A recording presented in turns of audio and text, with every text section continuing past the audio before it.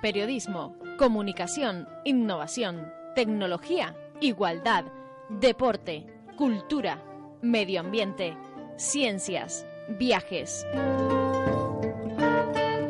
El aquelarre de Sofía Ramos.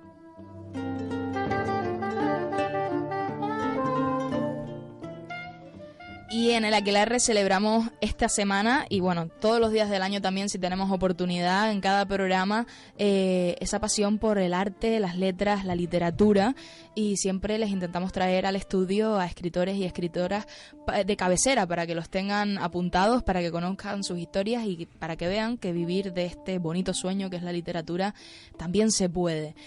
Por ello, hoy tengo la enorme suerte de estar acompañada en el aquelarre por el escritor Carlos Eguren. Muy buenas tardes, Carlos. Muy buenas tardes y muchas gracias por invitarme y permitirme estar esta tarde aquí contigo.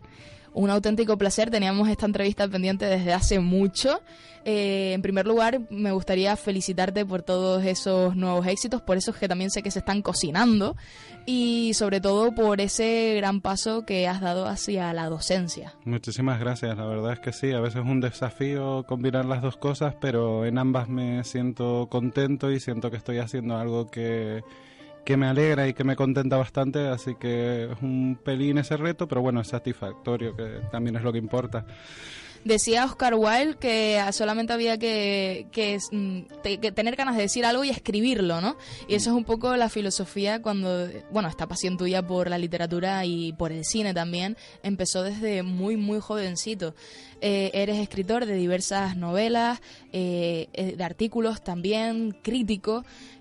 ¿Cómo empieza toda esta aventura? Yo siempre que me hacen esa pregunta me acuerdo de una profesora que yo tenía que se jubiló hace justamente 2 semanas y ella nos mandaba cuando éramos chavales a hacer relatos, noticias y todo este tipo de tareas que al final me influyeron bastante porque yo tenía 8 años y claro, esa profesora nos decía, en la próxima clase me tienen que traer un relato, una noticia, lo que sea. Y claro, poco a poco yo le fui cogiendo el gusto y claro, luego terminé el colegio, pasé al instituto, pero seguía con ese mono y la verdad es que si miro para detrás llevo más años escribiendo que sin escribir. Ahora para mí sería más difícil que me dijeras deja de escribir completamente que seguir escribiendo. Y fue, entre comillas, por culpa de esa profesora. Yo siempre le digo, es por culpa tuya y la última vez que fui a verla cuando la jubilación le di mi libro y le dije, toma, culpable. Oye, esto es muy curioso porque es verdad que en este programa ya han pasado algunas decenas de personas y es cierto que cuando les pregunto, porque sinceramente la clave de estos aquelarres también es traer a personas que le apasiona lo que hacen, como es tu caso, y normalmente siempre hay un profesor metido de por medio. Sí, yo creo que los profesores influyen muchísimo en la vida de sus alumnos y que casi todos los grandes escritores, artistas y las personas en general están marcadas por un profesor. Uh-huh. Sí, tenemos muchísimos profesores horribles que podrían servir de ejemplo, luego profesores que no te dejaron ninguna huella, que estuvieron ahí pero no te transmitieron nada, pero de vez en cuando te encuentras con ese profesor que sigue teniendo pasión por aquello que enseña e influye muchísimo a su alumnado y eso permite que el alumnado esté motivado y que les dejes huella incluso cuando menos lo esperas. En el caso de esta profesora yo sé que estuvo casi 36 años dando clases en la docencia y marcó a muchos de mis compañeros, la recordamos con muchísimo afecto y la verdad es que se ha ganado ese descanso del guerrero. Y me recuerda también un poco, salvando las diferencias, en el caso de Albert Camus, cuando ganó el Nobel, escribió una carta a su profesor del colegio para darle las gracias por todo lo que había significado para él. Y yo creo que salvando las diferencias, casi todos deberíamos darle gracias a ese profesor que nos motivó, que nos despertó y que nos hizo pensar que era posible aquello que nos propusiéramos. Eso es importantísimo. Eso es importantísimo y que tienes ese reto sobre tus hombros ahora mismo también. Sí, intentar transmitir. Yo, a ver, con primero de bachiller ya están creciditos, ya son mayorcitos y bueno, ya está casi la tarea hecha. Pero con los de primero de la ESO son como una especie de bomba de energía que tú no sabes cómo te puede salir aquello. Si los manejas bien, pueden llegar a donde se lo propongan. Si los manejas mal, también, pero va a caer sobre ti la carga de que a lo mejor no has conseguido sacar todo lo bueno de ellos, y ese potencial es tan increíble cuando son tan jóvenes. Yo les decía hace poco que si había elegido la docencia es porque me gustaba la creatividad, y ellos son tan creativos, ahora mismo todo el mundo dice, no, es que los chavales de ahora no leen, no escriben, no. Ellos siguen leyendo, siguen escribiendo, hacen otras cosas, tienen sus propias movidas de su generación, y lo más espectacular para mí es que siguen teniendo esa creatividad. Por mucho que muchas veces digamos, no, es que se pasan todo el día con el Fortnite y todo eso, sí, juegan bastante al Fortnite, pero luego tienen unas reflexiones y una originalidad que y una es forma de algo ver el mundo muy peculiar. Única, tan única como tú en el año 2008 cuando decidiste crear la página web, ese blog, El Antro de los Vampiros y Otros Monstruos. Sí, la verdad es que el nombre era largo, pero ahí sigue. Pero es muy original y ya se consolida con algunos miles de seguidores en Facebook, por ejemplo. ¿Cómo surge esta idea? ¿Nace de esa necesidad tuya de crear contenidos y publicarlos? Surgió también del mundo de la enseñanza. Yo estaba en primero de bachillerato y me acuerdo que compartía mis historias a través de un foro. Ahora tú cuando le cuentas a los compañeros que es un foro te dicen... No saben ¿qué? lo que es. Nada, no saben lo que es un foro, y por poco ya casi que ni saben lo que es un blog. Y lo bueno es que yo decía, bueno, yo quiero compartir mis historias con más gente, más allá de mis amigos, así que voy a empezar a compartirlo en un blog como hacía mi profesora de lengua con las cosas que hacíamos en clase. Uh-huh. Y nada, empecé a publicar en ese blog al principio una novela que escribía basada un poco en mis compañeros. Y ya después, con el paso de los años, cuando empecé a estudiar la carrera, dije voy a compartir críticas, reseñas, entrevistas, y ahora se ha convertido un poco en cajón desastre donde comparto todo lo que voy leyendo, lo que veo. Porque actualmente eso es un espacio donde podemos encontrar todo de tu puño y letra, desde las últimas actualizaciones sobre tus novelas, tanto críticas de cine, de series, de cómics. Sí, para mí es importante tener alguien con quien hablar de todo eso, porque la verdad es que muchas veces no tienes con quien compartir estas historias. Y por suerte las redes sociales y también los blogs nos permiten leer a gente que a lo mejor tiene gustos similares a ti, porque a lo mejor vas por ahí buscando a gente que lee, yo que sé, autores japoneses como Junji Ito. Uh-huh. No lo lee nadie, o lo lee una o dos personas, pero en cambio te metes en el mundo cibernético, como sea, en el mundo virtual, y encuentras a más gente con esos gustos. Yo creo que eso es una de las grandes ventajas de Internet, que se han creado esos pequeños nichos en los que ahora todos, incluso con los gustos más peculiares, tenemos un espacio. Sí, tú me dices hace 10 años que íbamos a tener Netflix, o hace 5, y hubiera alucinado tener ahí una biblioteca increíble donde acudir y sacar, entre comillas, series o películas, y te hubiera dicho, ¿dónde firmo? Y ahora lo tenemos. Si analizamos, por ejemplo, ese antro de los vampiros y otros monstruos, nos damos cuenta de que muchas de esas críticas, muchas de esas películas, de esos cómics, de esas novelas también tuyas, son enfocadas al género de la ciencia ficción, que es tu especialidad. A mí me gustaría, además de haber ya conocido qué te motivó a escribir, me gustaría que nos contaras un poco quiénes han sido, o si consideras que las han habido durante tu trayectoria ya como escritor, tanto autores como cineastas que han sido inspiración para luego tú pues verterlo en el folio en blanco. La verdad es que son muchos, porque a mí me gusta muchísimo el cine y la literatura y los cómics, y recuerdo que Borges decía que algunos se jactaban de lo que escribían, pero él se jactaba de aquellos a los que había leído, y comparto esa opinión completamente. Si empecé a escribir, aparte de por esta profesora, fue por culpa también de J.K. Rowling, de la escritora de Harry Potter, y que fue el primer libro serio que leí, es decir, el primer libro sin dibujos. Pues somos la generación marcada, la generación que vivió. ¿Sí? Y me acuerdo que cuando llegué a un capítulo en el que se desvela que era el malo, yo no me lo esperaba para nada y dije, este libro tiene que estar mal, tuve que separarme de él. Luego volví a leer, vi cómo todas las piezas encajaban y yo dije, wow, yo quiero hacer esto algún día. Y de ahí ya pasé, me acuerdo, ese año, yo tendría 8 o 9 años cuando leí Harry Potter, pasé al Señor de los Anillos porque era la época también, Y a partir del Señor de los Anillos ya empezaron a llegar un montón de autores de influencia. Soy muy fan de Star Wars, al menos de las originales, me gustaban mucho. Luego he ido creciendo y actualmente leo de todo. Me gusta muchísimo Alan Moore, que es un guionista de cómics y escritor inglés, de Watchmen, V de Vendetta, From Hell, que es mi favorita. Neil Gaiman también, que además de un gran autor, es también una gran persona. Porque claro, yo me acuerdo que le escribí para pedirle una frase para la introducción de uno de mis libros y yo pensé, este hombre no me va a contestar ni harto, ¿sabes? Porque él ha escrito... Suele pasar, a veces esas personas que creemos que son tan inaccesibles, tan inalcanzables, y de verdad esto lo digo como consejo, me voy a tomar esa licencia, a veces solamente es necesario de coger el teléfono y llamar o de enviar un simple correo. Exacto, el no ya lo tiene. Por supuesto. Por eso yo de vez en cuando, a ver, yo tengo mucho el temor de conocer a mis ídolos porque a lo mejor luego los conozco y me decepcionan bastante. Así que tengo ese miedo, entre comillas.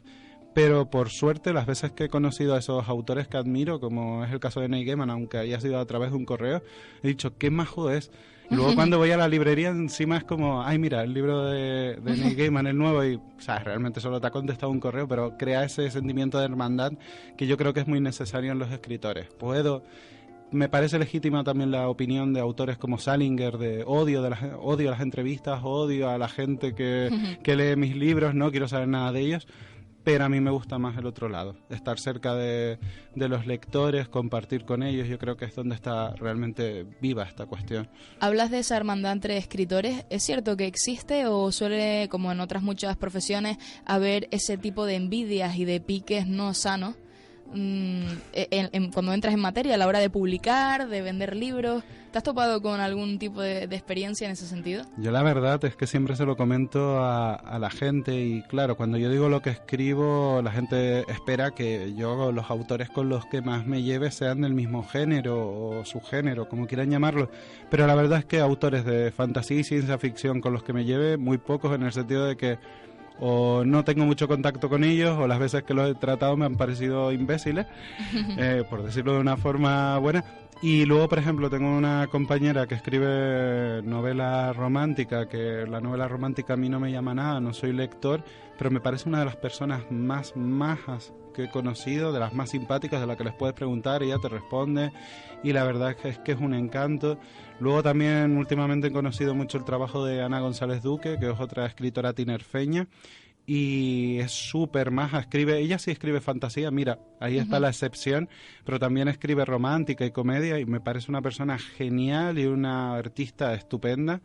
Y también, por ejemplo, en el caso de Tony Hill, que ha escrito bastante novela criminal y demás, lo tengo en Facebook desde hace un montón de años y de vez en cuando hablamos y yo digo, es súper majo. No es mi tipo o no es el tipo de literatura que escribo ahora, pero me parecen personas geniales, no solo como profesionales, sino también como personas, porque detrás de los escritores a veces hay personas, no siempre, y es curioso, pero sí, suelen haber muchos piques y la verdad es que el mercado no es el mejor en el caso de España.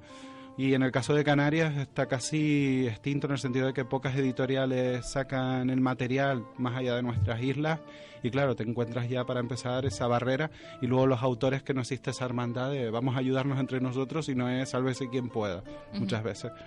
Tú aprovechaste, estábamos hablando justamente de las nuevas tecnologías, de esa época en la que vivimos ahora todos sumergidos en internet y en las redes sociales, y es cierto que tú también comenzaste a escribir tu primera novela en Wattpad, que bueno, me gustaría que nos explicaras un poco para aquellos oyentes que no sepan lo que es y cómo comenzó esa andadura. Esa andadura empezó porque había publicado varios relatos en diferentes revistas online y la verdad es que no había visto €1 por ellas y aparte de no ver €1, lo peor para mí es que no encontraba ningún comentario de los lectores, no veía que eso lo leyera nadie. Sí, publicaba todos los meses a lo mejor 2 o 3 relatos, pero es que no lo leía ni aunque lo obligara a alguien a leérselo y me sentía muy solo. Y lo que se me ocurrió fue, si existe una red social llamada Wattpad donde la gente comparte sus historias y la gente las comenta, las lee y las disfruta, ¿por qué no probar? Me acuerdo que subí un capítulo que lo escribí un poco sobre la marcha y me acuerdo que al mediodía estaba pensando, esto lo borro. Nadie lo está comentando, esto es horrible, ¿por qué me habré metido yo en este berenjenal, por decirlo así? Y mi pareja me dijo, déjalo un poco más, a ver si hay suerte. Y justamente una hora después llegó el primer comentario de una chica de Sudamérica, y luego esa noche llegaron más comentarios y yo seguí colgando y me di cuenta de que la estaban leyendo más en Sudamérica que en España. Por supuesto, tenemos que decir que allí se publica, cualquier persona puede publicar, con el problema este de que no hay ningún filtro, y muchas veces en literatura que se basa mucho en los fanfic de mezclamos dos sagas que no vienen a cuento. A lo mejor te pueden mezclar La que se avecina con Harry Potter y lo mezclan. Sí, eso es lo que te quería decir. Tenemos que conectar que es un fanfic, que es bueno cuando nos inventamos una historia a partir de otra que ya existe, y bueno, pues por ejemplo podemos juntar en una relación amorosa a dos personajes que nos gustan o dentro de esa misma serie, que no tenemos por qué cambiar de ficción, pero se puede jugar y hay un amplio universo que tiene mucha repercusión, todo hay que decirlo. Sí, la verdad es que luego son las historias que más sigue la gente cuando entra en estas páginas. Mi tipo de literatura no es esa, mi historia era una historia de terror donde estaba volcando cosas que me gustaban de autores como Gaiman, Moore y demás. Tenemos que aprovechar también para comentar esos títulos de esas novelas, Carlos, para que si hay algún interesado o interesada, pues también que lo lea. Hollow Hallows. Sí, en el... Y casi como titular diremos la historia del lugar más maldito del mundo. Sí, la verdad es que se me ocurrió por un poco, en esa época empecé a leer mucho a Lovecraft y me entraron muchas las paranoias. Fue cuando justamente terminé la carrera y yo decía, Dios mío. Me acuerdo que fue también la época de True Detective, que se metió mucho la moda del cine negro, existencialista, esos grandes diálogos sobre el sentido del mundo, súper pesimistas, y yo reflejé todo eso en una historia. Y claro, la gente la seguía y decía, bueno, es un poco diferente a lo que esperamos de esta red social, y como muchísima gente quería leerla después en físico, pues dije, la sacamos en físico y que cada uno la pida online. Y luego es una sorpresa cuando ves gente, yo que sé, de Argentina o Chile, que de repente tiene el libro y te manda una foto diciéndote, mira, al final tengo el libro en físico, muchas gracias por haberlo escrito. O en Twitter ves que alguien se pone el nombre de uno de tus personajes y dices, oye, pues al menos lo están leyendo. Y la verdad es que fue la primera novela, tiene muchos problemas, tiene muchos pecados. Yo digo, algún día volveré a editarla y a sacarla de otra manera, pero aprendí muchísimo de esa novela y aprendí que había gente que le interesaba lo que escribía, que es lo más importante. Si no tienes a nadie que te lea, pues muchas veces te sientes solo y es más fácil caer en este mundillo. Yo tengo una pregunta, Carlos. ¿A escribir se aprende escribiendo? Y leyendo. Para mí es fundamental leer, casi más que... A ver, por supuesto, si no escribes, complicado lo vas a tener, pero yo creo que es fundamental empezar a leer y leer mucho y de todo. No solo las grandes novelas o los grandes clásicos o las novelas que más te atraiga, sino también las malas. De las malas también se aprende. Igual que de las series y de las películas. Exacto, hay que ver de todo. Exacto, porque muchas veces tendemos a mí me gusta este género, pues solo voy a ver cosas de este género. O me gusta leer a los clásicos y solo veo, por ejemplo, en el caso del cine, solo veo cine soviético en lenguaje original y películas de 6 horas, o el cine de Andy Warhol o punto. No, yo creo que se puede disfrutar de todo y que nunca está... A ver, quedarte en un nicho solo aburre a cualquiera. Yo no podría estar todos los días viendo películas solo de superhéroes, me gusta de todo. Y mira que admiro los cómics, pero también me gusta a veces picotear y digo, mira, Lars von Trier sacó algo, pues bueno, no tiene mala pinta, voy a verla. O Disney sacó esta nueva, pues bueno, vamos a ver qué tal. Y de todo ahí se saca siempre algo. Incluso de las pelis malas siempre suelen tener una idea que es buena. Sí, o algún tipo de plano, hablando de la parte más técnica o de lo que fuera. Desde luego, yo para mí el mejor plano que he visto en los últimos años en algo fue el año pasado en el videoclip de This is America, el final, cuando sale corriendo el personaje principal. Yo dije, ostras, y este plano aquí en medio de un videoclip, y me encantó. Pero claro, yo puedo decir, a mí no me gusta el rap o no me atrae mucho, y de repente vi esa canción, vi ese videoclip, y dije, vale, esto está haciendo más. Y luego me he dado cuenta de que, claro, ya es un movimiento. Es lo que pasa con Jordan Peele y con Nast o con Déjame Salir. Y están haciendo un cine interesante. Y por eso es bueno que te alimentes de todo y que leas de todo, incluso cuando es malo. Cuando es un bestseller, también se aprende. Bueno, pues con ese apunte a mí me gustaría pasar a hablar de esos grandes proyectos que se están cosiendo en el 2019, pero para poder entenderlos tenemos que situarnos en el año 2016, que es cuando concluyes tus estudios sobre guión cinematográfico y publicas Devon Crawford y Los Guardianes del Infinito. Es una saga que te está llevando a vivir experiencias muy bonitas y que también a no parar de escribir, porque yo me imagino que son libros extensos que te llevan a crear universos, personajes, tramas diferentes. Y bueno, en este 2019 vas a publicar tu nueva novela, La Eternidad del Infinito, continuación de esta saga, que la defines como una tragicomedia con toques fantásticos. ¿Cómo Sí, va eso? La verdad es que en el caso, sí, agradezco haber escrito Hollows Hallows porque aprendí mucho sobre el tema del público y el feedback y demás. De Devon agradezco todo lo bueno que ha venido después, porque claro, yo empecé a ir a institutos, a dar charlas y demás, y ellos me decían, vale, pero es que Hollows Hallows tiene 700 páginas, esto se puede usar casi de ladrillo, es complicado que un chaval lo lea, ¿no? ¿Estaba destinado a ese tipo de público? ¿Era tu idea? Es que los personajes son adolescentes, pero no creo que sea una trama especialmente adolescente. Pero bueno, ellos lo leían y lo disfrutaban, y yo pensaba, a lo mejor temas como algunos que son muy oscuros, ellos se van a quedar un poco traumatizados, y no, les encantaban. Y yo luego me he dado cuenta que a lo mejor me he cortado con los años con ese tipo de cosas, pero bueno, ya volveré a pecar en esa situación. Y claro, yo dije, tengo una novela desde hace mucho tiempo esperando que las editoriales digan algo, que era la de Devon, y la única editorial que me respondió fue una que me dijo que el personaje femenino, que es Devon, era, por así decirlo, un poco marimacho. Con lo cual, eso en el mercado de la fantasía juvenil no se vendía. Por supuesto, yo me indigné muchísimo, porque para mí yo me crié con Buffy Cazavampiros y yo pensaba que una chica puede ser un personaje femenino fuerte y enseñar a los chavales que una chica no tiene por qué enamorarse del monstruo de turno o cosas así que ocurren en otras sagas famosas que podemos poner el nombre fácilmente. Y yo dije, vale, si no puedo sacar la novela con la integridad con la que yo quiero sacarla, la sacaré por mi propio lado y haré que estos chavales la lean.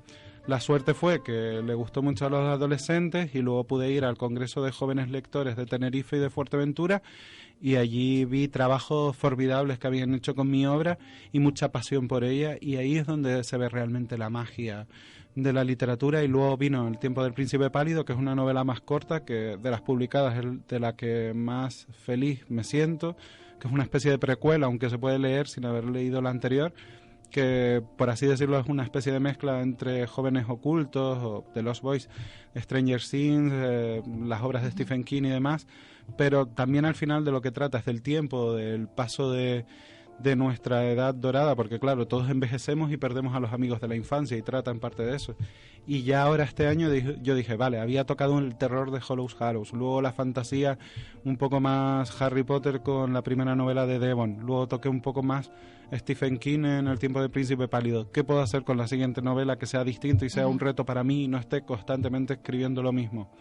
Pues se me ocurrió escribir una especie de mezcla de comedia, drama, con elementos incluso románticos, que a mí me he dado cuenta de lo difícil que es escribir algo romántico sin que te den ganas de vomitar o miedo, y mezclar todo eso con mi propio tono, y así ha surgido La Eternidad del Infinito, que ha sido una de las novelas que más tiempo me ha llevado a ponerle un título, y que ahora mismo está en las últimas fases de corrección. Ya me pasaron el último texto, el texto definitivo, y ahora estoy otra vez revisando, porque yo soy horrible con eso, siempre estoy, pues lo reviso una vez más, que sí, que ya te lo revisó esta persona, no, lo corrijo otra vez, y espero que el 23 ya esté al menos la versión digital, y espero que en mayo la versión en físico.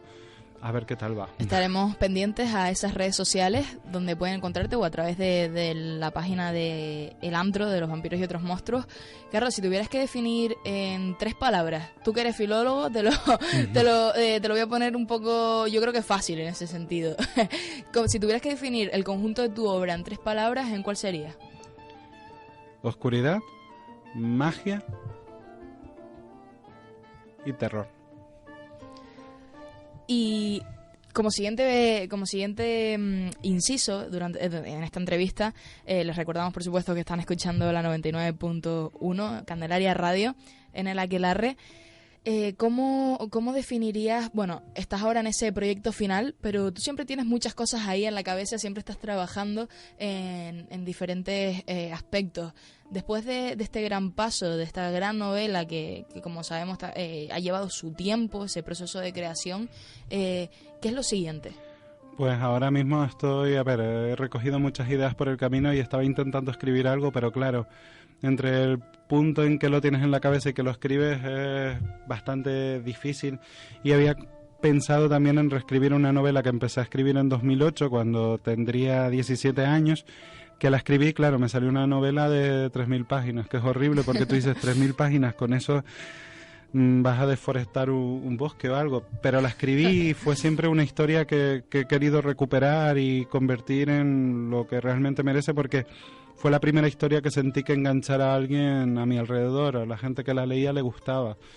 Y pensaba, voy a reescribirlo, y mientras lo iba reescribiendo, claro, fui metiendo nuevos detalles. Ya no soy la misma persona que hace 10 años, Por es supuesto. imposible que siga siendo igual, y eso es bueno. ¿Y te reconoces en esos escritos cuando lo lees? A veces me sorprendo porque mientras voy reescribiendo digo, seguro que este personaje voy a hacer que responda esto, y luego te das cuenta de que en 2008 ya había respondido algo similar o idéntico, y tú dices, bueno, no he cambiado tanto, no sé si eso es bueno o malo, pero bueno, no he cambiado tanto ahí, pero le fui metiendo más de todas esas cosas que había aprendido de Edgar Allan Poe, de Lovecraft, de Anne Rice, de todos esos autores, Lord Byron, Oscar Wilde, que antes los citabas, que son autores que me encantan. Me acuerdo de una serie mucho que se llama Penny Dreadful, que es una de mis favoritas. La mía también, Me con esa encanta. Eva Green. La adoro a Eva Green, y toda la serie es formidable, y claro, empecé a meter todo eso. Lo que pasa es que cuando yo escribo algo oscuro, siempre eso se refleja en mi vida. Me acuerdo que cuando empecé a escribir Hollows Hallows, un poco después murió mi padre. En el caso de la reescritura de esta novela, de la que yo llamo La Historia, empezaron también a pasar cosas que yo decía, pero es que van encadenadas y una detrás de otra, y tú dices, Dios mío, pero claro, eso al final, lo malo que tenemos los autores es que tenemos un poco mente de urraca y siempre robamos de todos lados y cogemos experiencias propias y las volcamos ahí. Yo, si no hubiera estado ingresado durante un mes en un hospital, no me hubiera dado cuenta de lo duro que es ser joven y estar en un hospital enfermo, y decir, porque otras personas que a lo mejor se cuidan menos que yo, pero tienen mi edad, salen por ahí, están perfectamente, y yo me encuentro aquí. Qué frustrante es cuando eres un chaval. Y yo escribía sobre esos personajes. Todo esto tiene fantasía y terror, pero claro, para mí los personajes son lo más importante, y claro, son personajes dañados, personajes rotos, y claro, la ausencia de un ser querido, la enfermedad, son temas que a mí me fascinan, y me gustaría algún día reescribirla y hacerle justicia. Lo que pasa es que la última vez que empecé a reescribirla se estaba yendo tanto, pero bueno, voy a intentar volver a ella. Y con la historia nueva, pues bueno, es que realmente como doy clases en un instituto que antiguamente era un orfanato, pues Madre mía, siempre tienes hay ahí un escenario, tienes ahí un escenario No, y además montado mi interesante. clase es la 13, con lo cual es más gracioso todavía. Y luego escuchas historias de los chavales y demás, y te vas quedando con detallitos, y tú dices, aquí hay una historia. Te está sirviendo también esa experiencia docente, ¿no? Para nutrirte como escritor. Me encanta, no me gusta contarlo porque luego los chavales dicen, hey, profe, pero que contaste alguna historia. Pero es que hay historias tan buenas allí que tú dices, a ver, hay que escribir algo con esto. Hace poco veía que Stephen King, para escribir El cementerio de animales, se había basado en que a su hijo casi lo habían atropellado, y cerca de donde se mudó había eso, un cementerio para los animales muertos de los niños. Y él cogió esas ideas y las convirtió en una novela, y luego, bueno, las 2 películas que se han hecho. En el caso del Resplandor se le ocurrió porque, claro, el hijo pequeño se puso, Joe Hill, que es el autor ahora de varias novelas, cuando era pequeño cogió un manuscrito de Stephen King y se puso a pintarlo. Y dijo, es que lo cojo y lo mato. Y de ahí se le ocurrió lo de un escritor que se va emparanoiando, se vuelve loco, y es la historia del Overlook, del Resplandor. En mi caso son historias así pequeñas que van surgiendo, y yo digo, ostras, pero qué bueno, ¿y por qué no cojo esto? Y tengo varias ideas ahí apuntadas, y el otro día se me ocurrió una así, un disparo en la cabeza que dije, ¿por qué? Porque a veces las ideas te vienen así, como disparos a bocajarro, y dije, esto estaría bien para escribirlo. No sé si lo acabaré escribiendo, pero estoy en esas, porque siempre hay leyendas e historias que es importante recuperar. Ese proceso creativo hay que mantenerlo activo. A mí, Carlos, como conclusión de este programa, de esta entrevista, me gustaría que yo creo que esto es un consejo universal. ¿Qué consejo darías bajo esa experiencia, bajo todas esas novelas y cómics que has escrito? ¿Qué consejos darías a esos jóvenes escritores y a esos no tan bien jóvenes escritores? Para mí es importantísimo que, aparte de escribir, que te lo decía antes, que disfrutaran leyendo y disfrutaran también de la vida, y que fueran personas apasionadas. Yo creo que el gran problema de nuestra generación es que ha perdido el alma, ya no se emociona, ya no sonríe, le falta a lo mejor esa energía, ese golpe de ánimo, de fuerza que parece que tenían otras generaciones. Para mí lo peor es ver ante mí generaciones de zombies. Sí, me gusta el terror, pero creo que hay muchas personas que han perdido esa parte de su alma, esa parte de sonreír, llorar, sentir algo. Y mi temor es que haya gente sin ningún tipo de sentimiento. Y yo creo que los libros, el arte en general y todas esas cosas que nos complacen al final, que mucha gente dice no sirven para nada, son esas cosas que te hacen darte cuenta de lo vivo que estás y que te dan una capacidad que para mí es única, que es la empatía. Sin esa capacidad no somos nada. Pues con esas dos claves, la de ser empáticos y luchar por aquello con lo que soñamos, con lo que nos apasiona, nos quedamos en el Aquelarre de esta semana. Muchísimas gracias, Carlos, por haber venido y por habernos acercado un poquito más a tu literatura y a ti como escritor. Muchísimas gracias a ti por aguantarme en esta entrevista. Ha sido para mí un placer y me ha encantado. Muchísimas gracias. Pues con eso nos quedamos esta semana, con ese mensaje, con este acercamiento hacia la ciencia ficción y a la literatura del escritor Carlos Eguren. Nos escuchamos con más novedades y con personas que aman lo que hacen la próxima semana.